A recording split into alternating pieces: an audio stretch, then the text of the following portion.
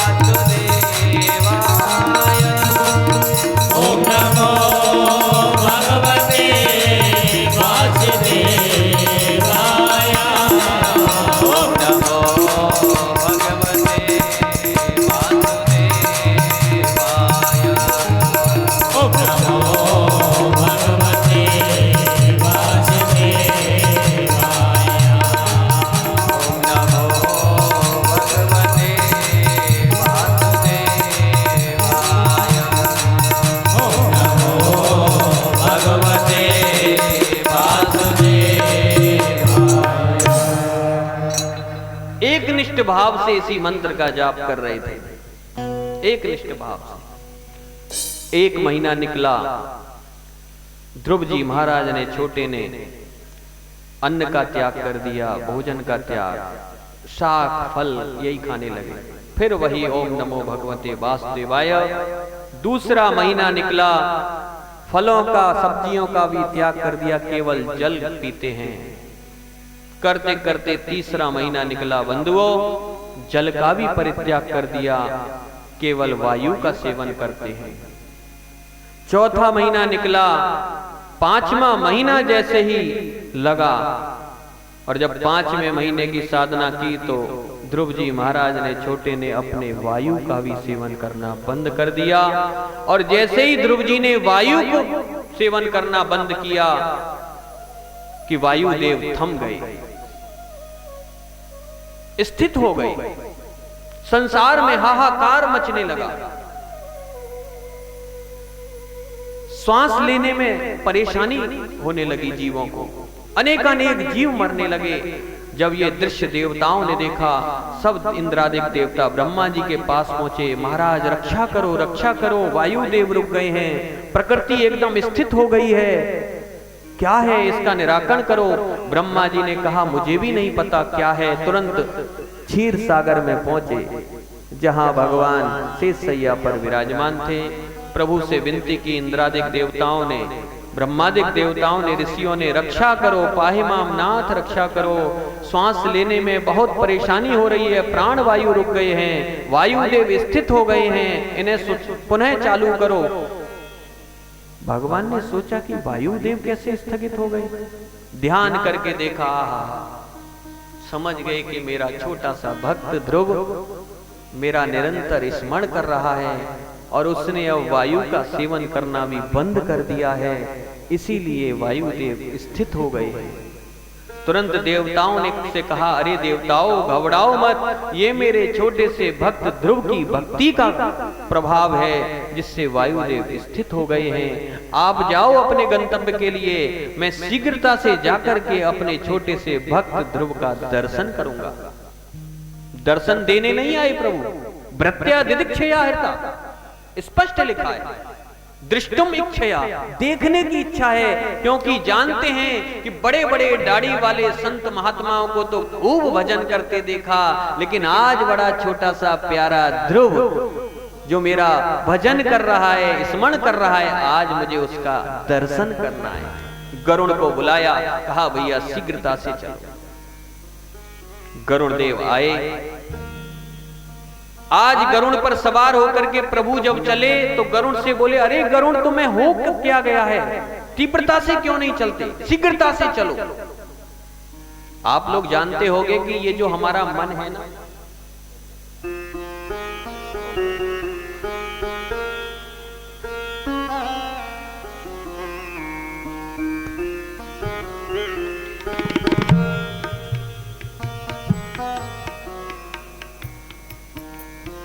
बोलिए अवध बिहारी भगवान की जय।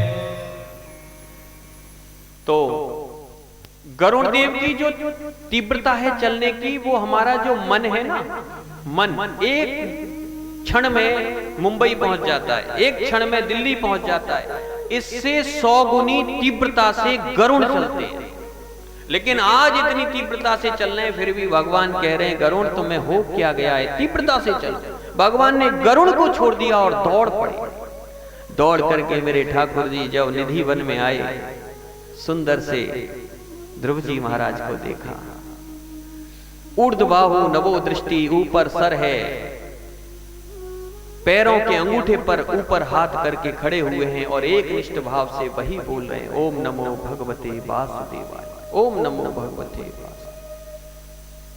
नेत्र बंद है, भगवान देखते रह गए झांकी को। कुछ देर बाद भगवान ने कहा, अरे हमने तो दर्शन कर लिया, पर इसको भी तो दर्शन देना है, पर ये तो नेत्र बंद करके खड़ा है।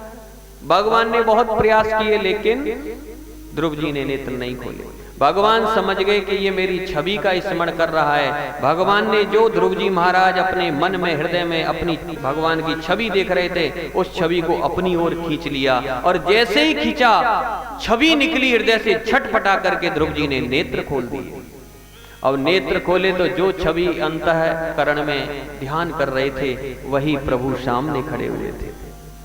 लेकिन करें क्या, अभी तो 5 वर्ष की आयु है, अभी गुरुकुल भी नहीं गए, अभी कुछ जानते भी नहीं, कैसे स्तुति करें, कैसे नाम लें प्रभु का। सामने प्रभु हैं, बार बार प्रणवत दंडवत करते हैं, फिर खड़े हो जाते हैं, फिर दंडवत करते हैं, फिर खड़े हो जाते हैं, लेकिन कह कुछ नहीं पा रहे। कुछ देर बाद ध्रुव जी ने सोचा कि मुझे मेरी मैया सुनीति ने वर्णमाला पढ़ाई थी आ से ज्ञात तक, और वो मुझे याद है, लेकिन मैंने इतना सुना है कोई विद्वान अगर स्तुति करता होगा तो वर्ण शब्द तो इनसे ही लेता होगा, तो क्यों ना मैं ये पूरी वर्णमाला सुनाई देता हूं। छोटे से ध्रुव जी महाराज ने आ ई उ ये सब टोटल का खा गा घा अणा चा छा जा जा अणा टा ठा सब पूरा आ से ज्ञात तक सुना दिया, और फिर खड़े हो गए। भगवान मुस्कुराने लगे और फिर बोले, प्रभु इसमें जो शब्द आपको वर्ण अच्छे लग रहे हो ना, वो आप ले लो, जो नहीं लग रहे हो वो मुझे वापस दे दो। छोटे से ध्रुव जी महाराज। भगवान समझ गए, बोले बेटा तेरे अंदर विद्या का अभाव है तो क्या, लेकिन मैं तो विद्या मूर्ति हूँ। भगवान नजदीक गए, शंख को लिया और ध्रुव जी महाराज के कपोल यानी गाल पर लगाया। पस्पर्श पाले कृपया कपोले, और जैसे ही कपोल पर शंख को स्पर्श किया, सर्वज्ञ ज्ञान आज भगवान ने ध्रुव जी के अंदर प्रवेश कर दिया, पूर्ण ज्ञान हो गया। और फिर बड़ी सुंदर उन्होंने स्तुति की। फिर भगवान ने कहा, ध्रुव अब तुम क्या मांगना चाहते हो, हमसे मांगो। ध्रुव जी ने पहले कहा, प्रभु पहली मेरी ये कामना है कि आप अंतर्ध्यान होके मत जाना, मैं आपको देखता रहूं, आप मुझे देखते रहो, बस ये मैं चाहता हूं। ध्रुव ने से कहा प्रभु ने कि ये तो सब हम देंगे, आपको निष्काम भक्ति का भी हम वरदान देते हैं, लेकिन और भी कुछ मांग लो। बोले प्रभु अब कुछ नहीं चाहिए, आपका दर्शन हो गया। बोले ठीक है, तुम नहीं मांगते, लेकिन हमको पता है कि तुम्हें क्या चाहिए। जाओ, तुम जिस गद्दी पर बैठना चाहते थे पिता की गोद में, वही राज्य हम आपके लिए 36,000 वर्षों के लिए प्रदान करते हैं। 36,000 वर्ष तक राज सुख भोगने के बाद तुम पुनः हमारे भगवत धाम के लिए पधारोगे। जब ये सुना तो ध्रुव जी महाराज रोने लगे, प्रभु आप मुझे कहां फंसा रहे हैं, मुझे राज्य नहीं चाहिए अब। भगवान ने कहा, ध्रुव इसमें मेरी इच्छा नहीं, इसमें तुम्हारी इच्छा छुपी हुई है। प्राचीन जन्म में भी तुमने तपस्या की थी और तुम घोर तपस्या कर रहे थे, उस समय भी मैं दर्शन देने आ रहा था, लेकिन जिस जगह बैठ करके तुम तपस्या कर रहे थे उसी समय एक राजा की सवारी निकल करके जा रही थी। तुमने नेत्र खोल के देखा और मन में तुम्हारे आया कि काश मैं भी राजा होता, मेरे भी सभा होती, मेरे भी पटरानियां होती, मेरा भी वैभव होता। तो मैं जो आ रहा था तुम्हें दर्शन देने में पीछे हट गया था, क्योंकि मैं अपने भक्त की इच्छा के बिना, उसकी इच्छा पूर्ति करने के बिना नहीं रह सकता। आज मैं उसी को देखते हुए तुम्हें 36,000 वर्ष के लिए राज सुख देता हूं, उसके बाद तुम पुनः मेरे धाम के लिए पधारो। तो यहां गोस्वामी तुलसीदास बाबा ने कहा कि ध्रुव सगलान जपेऊ हरि नामो, पायो अचल अनुपम ठाऊ।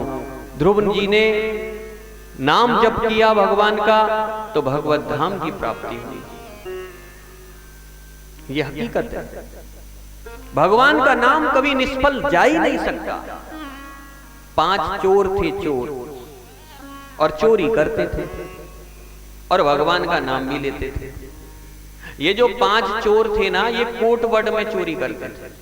जहां रेल आती है ना, स्टेशन जो होता है, तो उस स्टेशन पर ये क्रम है, क्रमशः खड़े हो जाते हैं, एक इधर एक उधर, एक कुछ दूरी पर, एक कुछ दूरी पर, स्टेशन के नजदीक। और जैसे ही यात्री ट्रेन से उतर करके आता तो पहले वाला जो था चोर, वो कहता सबको नारायण नारायण नारायण, भगवान का नाम। तो उससे चारों समझ जाते थे कि नारायण, नर आ रहा है, नर आ रहा है, नर आ रहा है, संकेत मिल जाता कि मनुष्य आ रहा है। तो दूसरा कहता नारायण नारायण, नर तो आ रहा है, लेकिन केशव देव, हे केशव, हे केशव, हे केशव। वो कहता नारायण नारायण, दूसरा कहता हे केशव, नारायण नर तो आ रहा है, लेकिन है कैसा, है कैसा, पैसे वाला या ऐसे ही है। तो तीसरा कहता दामोदर दामोदर दामोदर, भगवान का नाम। बोले पैसे वाला है, पैसे वाला। पहला कहता नारायण नारायण, दूसरा कहता केशव देव, कैसे देगा, तीसरा कहता दामोदर। तो चौथा कहता दामोदर तो है पर केशव देव कैसे देगा, कैसे निकलेगा इसके पास से। तो पांचवा कहता वासुदेव, वासुदेव बांस से मारोगे तभी देगा। तो पहला कहता, आप ध्यान से सुने, नारायण नर आ रहा है। दूसरा कहता हे केशव, है कैसा।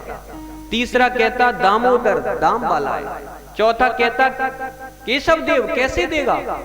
तो पांचवा कहता वासुदेव, बांस से मारोगे तभी देगा। ये उनका कोटवड था। ऐसे ही चोरी करते थे, ऐसे ही यात्रियों से छीन झपट करते थे, भगवान का नाम भी लेते और ये भी करते थे। एक दिन ऐसे ही चोरी कर रहे थे कि ऊपर से बिजली गिरी और पांचों का प्राणांत हो गया। पांचों मर करके जब धर्मराज यमराज की सभा में पहुंचे, यमराज ने चित्रगुप्त से कहा कि चित्रगुप्त, इन पांचों को इनका बताओ लेखा जोखा क्या है, ऐसे क्या देख रहे हो। चित्रगुप्त कभी उनको देखें, फिर जो लिखा हुआ था उसमें देखें, कुछ निर्णय नहीं कर पाए। बोले चित्रगुप्त और भी लोग खड़े हैं, जल्दी से करो ना। बोले प्रभु समझ में नहीं आ रहा कि इनको नरक में डालूं कि स्वर्ग में डालूं। बोले नरक स्वर्ग ऐसा क्यों। बोले इन्होंने भगवान का नाम भी लिया है और चोरी भी की है, अब समझ में ये नहीं आ रहा कि इनको नरक में भेज दूं या स्वर्ग। तो बोले यमराज ने कहा चित्रगुप्त समझ में नहीं आया, ऐसे कैसे। तो वहां भी एक टीवी लगा रहता है। तुरंत चित्रगुप्त ने बटन दबा दिया और पिक्चर चालू हो गई। यमराज ने देखा, वाह नारायण, केशव देव, कैसे देगा, वासुदेव, सब देख लिया कि भगवान का नाम ले रहे हैं। अब नाम भी ले रहे थे और चोरी भी। तुरंत यमराज ने कहा चित्रगुप्त तुमको पता नहीं अजामिलोपाख्यान, अजामिल ने अपने बेटा नारायण का नाम लिया था। हमारे यमदूत उसे लेने के लिए गए थे, तो जैसे ही नारायण का नाम लिया भगवान के पार्षद प्रकट हो गए और हमारे यमदूतों की बहुत पिटाई की थी। इसलिए इन्होंने कैसे भी क्यों ना लिया हो, भगवान का नाम लिया है, इन्हें तत्क्षण यहां से स्वर्ग के लिए भेज दो, क्योंकि भाई को भाई अनख आलसहु, नाम जपत मंगल दिस दसहु। कैसे भी किसी अवस्था में नाम लिया जाए, भगवान का नाम कभी निर्थक नहीं हो सकता। नाम लेना चाहिए। भगवान के नाम की महिमा बहुत अधिक है बंधुओं, इसलिए आप सबको नाम लेना चाहिए। और कलयुग में तो नाम का ही प्रभाव है। एक और याद आ गया मुझे, बहुत सुंदर। मैं इस पर ज्यादा क्यों जोर दे रहा हूं, क्योंकि कलयुग का जो साधन है वो नाम है। आजकल हम बच्चों को नमस्ते, हाय, बाय, टाटा ये सब सिखाते हैं, लेकिन जय श्री राम बोलना नहीं सिखाते, राधे राधे बोलना नहीं सिखाता। बोलना सिखाओगे आप अपना भी कल्याण करोगे और बच्चों का भी कल्याण होगा। नाम प्रभु का बड़ा अलौकिक है। एक गांव में एक मजदूर रहता था व्यक्ति, वो कभी नाम नहीं लेता था, कभी नहीं लेता था, नास्तिक था। एक दिन एक संत वहां पधारे और संत ने कहा कि महाराज ये जो हमारे यहाँ मजदूर है ये नाम नहीं लेता प्रभु का, आप तो संत हो और संत तो सब पर कृपा करते हैं, सबका कल्याण करते हैं, आप इससे नाम बुलवाओ। संत ने कहा अच्छा ऐसा नास्तिक है, नाम नहीं लेता, चलो हमको ले चलो। गए, मजदूरी कर रहा था, संत ने जाकर के कहा जय श्री राम भैया, वो नहीं बोला। बोले राधे राधे, नहीं बोला। बोले राम राम भैया, नहीं बोला। बोला बाबा जा रहा है, नहीं जा रहा, आगे आगे बढ़, काम करने दे। बोले मैं चला जाऊंगा, एक बार राम बोल दो। बोले नहीं बोलूंगा। तो बोले कृष्ण बोल दो। बोले वो भी नहीं बोलूंगा। तो राधे राधे बोल दो। बोले नहीं बोलूंगा। बोले अब बाबा बहुत देर हो गई, तू निकल ले, मुझे काम करने दे, अन्यथा मुझे क्रोध आ गया ना तो तेरा सिर फोड़ दूंगा ईंट से, चला जा। अब बाबा भी कोई साधारण नहीं था, वो भी हष्ट पुष्ट था। बाबा ने कहा तू मेरा सर फोड़ेगा, पहले राम बोल। बोले नहीं बोलूंगा। बोले बोल, कि नहीं बोलूंगा। बाबा ने गमछा निकाला और उसके गले में डाल के खींचना चालू किया। बोले बोल जल्दी से, नहीं अभी गोविंदाय नमो नमः करता हूं तेरा, मेरा कुछ नहीं होगा। तो जैसे ही खींचने का प्रयास किया, उसने सोचा कि बाबा बड़ा तगड़ा है, कहीं ऐसा ना हो कि सच में ही गोविंदाय कर दे, इन बाबाओं का कोई भरोसा थोड़ी है। तो उसने कहा आज तो ये क्या करेगा बाबा। बोले हाँ राम। बोला हाँ राम। बाबा ने छोड़ दिया, बोल दिया उसने राम। अब उस व्यक्ति की हो गई मृत्यु, और मृत्यु होकर के वो जब पहुंचा यमराज के द्वार पर, तो चित्रगुप्त ने कहा महाराज ये जो जीव है इसने पूरा जीवन पाप किया है, लेकिन एक बार एक संत के कहने पर इसने राम बोला है, अब आप बताओ इसका क्या करें। यमराज ने बुलाया, बोले भैया तुमने एक बार एक संत के कहने पर राम बोला है, बताओ उसका तुम्हें क्या चाहिए मूल्य, और फिर उसके बाद तुम्हें नरक में तो जाना ही नहीं। वो व्यक्ति बहुत चतुर था। उस जीव ने कहा उस व्यक्ति ने कि अच्छा एक बार राम बोलने का मूल्य होता है, तो पहले बताओ एक बार राम बोलने का मोल है क्या, कितनी कीमत है उसकी, उसी हिसाब से मांगेंगे। एक बार राम बोलने की कीमत क्या है ये मुझे बताओ। अब यमराज चित्रगुप्त की ओर देखें कि राम नाम की कीमत क्या है, बताओ। चित्रगुप्त बोले महाराज जब तुम्हें ही नहीं पता तो मुझे कहां से पता होगी, एक बार राम की क्या कीमत है। बोले ये तो बड़ी समस्या फंस गई, अब क्या करें। उससे बोले जो तुम्हें चाहिए वो ले लो। बोले मैं कुछ नहीं ले रहा, मुझे नरक में डाल दो, लेकिन मुझे ये बताओ कि एक बार राम बोलने का मूल्य क्या है, मोल क्या है, वो बताओ। और नहीं पता तो फिर गद्दी से उतर जाओ, मैं बैठ जाता हूं, फिर तुम क्यों बैठे हो धर्मराज की गद्दी पे। अब तो यमराज फंस गए कि क्या हुआ। अब क्या करें? फिर बोले कि अब ऐसा करते हैं, हमारे जो राजा हैं देवराज इंद्र, उनके पास चलते हैं, उनको पता होगा भगवान के नाम का मोल। तो बोले चलो भैया इंद्रपुरी चलते हैं, इंद्र देवराज इंद्र के पास। तो वो व्यक्ति बोला कि ऐसे थोड़ी जाऊंगा। तो बोले कैसे जाएगा? बोले पालकी में जाऊंगा, पालकी मंगाओ। अब बात जब फंस गई है तो पालकी मंगाई गई, पालकी आई, पालकी में बैठा, कहारों से कहा उठाओ इसकी पालकी को लेके चलो। बोले सुनो सुनो, ये कहार नहीं उठाएंगे। तो बोले फिर कौन उठाएगा? बोले यमराज आगे तुम लग जाओ और पीछे चित्रगुप्त को लगाओ और उठा करके ले चलो, तब जाऊंगा। अब राम नाम के मोल पर फंस गई बात। तो आगे धर्मराज उठा रहे हैं पालकी, पीछे चित्रगुप्त, और पालकी यमलोकपुरी से चल करके पहुंची इंद्रपुरी। इंद्र ने कहा अरे धर्मराज यमराज यहाँ क्या कर रहे हो? तुमको तो यमलोक में होना चाहिए, यहाँ क्या करने आए हो? क्या कारण है, क्या परेशानी? बोले महाराज परेशानी बहुत जटिल है। क्या?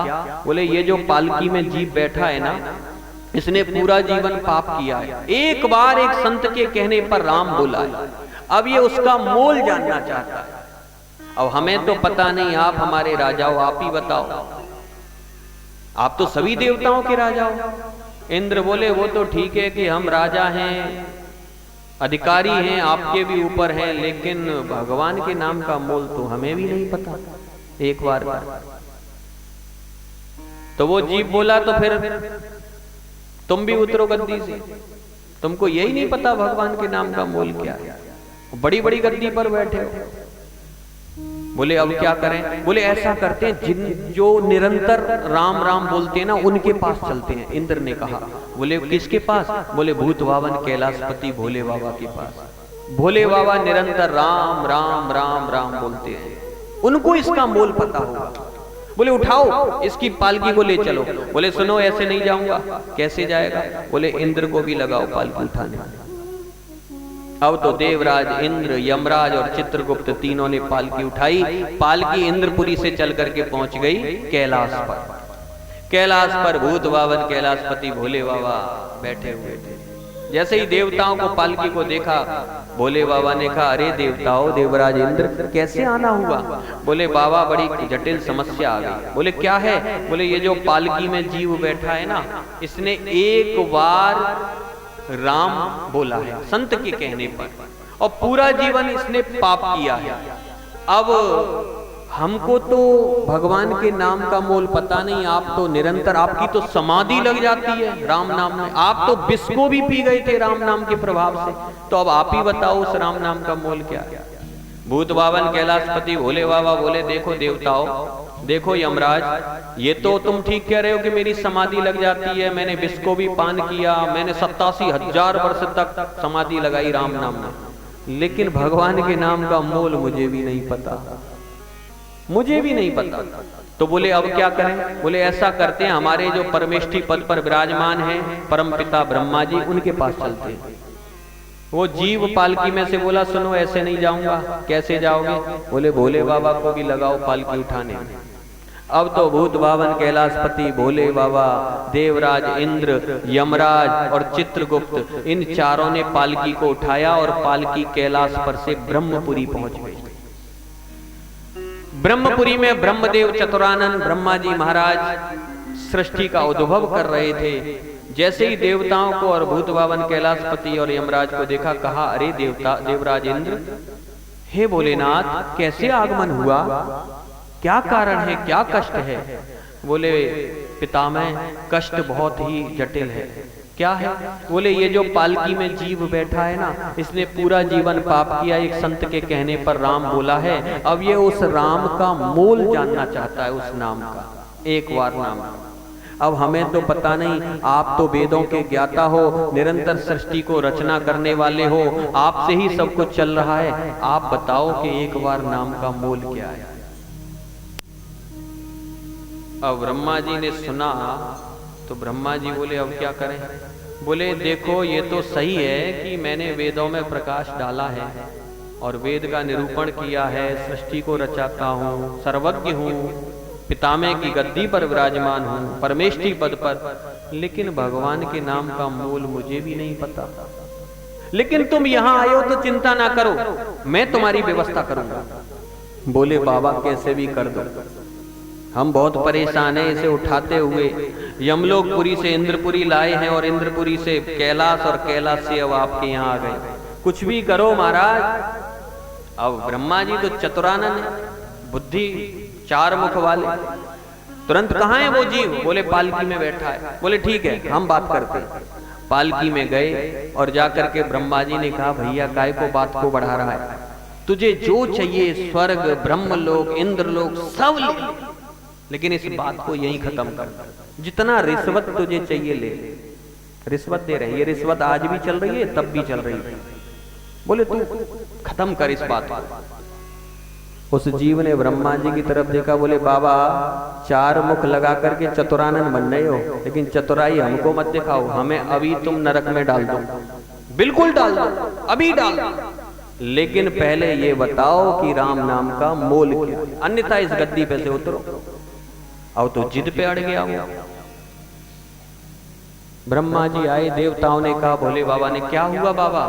बोले हुआ कुछ नहीं, वो नहीं मान रहा, वो तो कह रहा है मुझे राम नाम का मोल बताओ। तो बोले अब क्या करें? बोले अब जिसका नाम है उसी के पास चलते हैं, चलो जिनका नाम है राम उन्हीं की नगरी में चलते हैं, उन्हीं से पूछेंगे तुम्हारे नाम का मोल क्या है। तो बोले उठाओ इसे। तो बोला सुनो ऐसे नहीं जाऊंगा। तो बोले कैसे जाओगे? बोले ब्रह्मा जी को भी लगाओ पालकी उठाने। अब तो ब्रह्मा जी शिव जी इंद्र यमराज चित्रगुप्त पांचों ने पालकी उठाई और पालकी ब्रह्मपुरी से चल करके क्षीर सागर में पहुंच गई। क्षीर सागर में भगवान शेष सैया पर विराजमान थे, माता लक्ष्मी विराजमान थी। देवताओं को, ब्रह्मादिक देवताओं को, इंद्रादिक देवताओं को और भोले बाबा को देखा। भगवान ने उठ करके अभिवादन किया, स्वागत किया। अरे देवताओं तुमने कष्ट क्यों किया? मुझे ही बुला लिया होता, मैं ही प्रकट हो जाता, मैं ही आ जाता, क्या कारण है? बोले प्रभु समस्या ही ऐसी थी।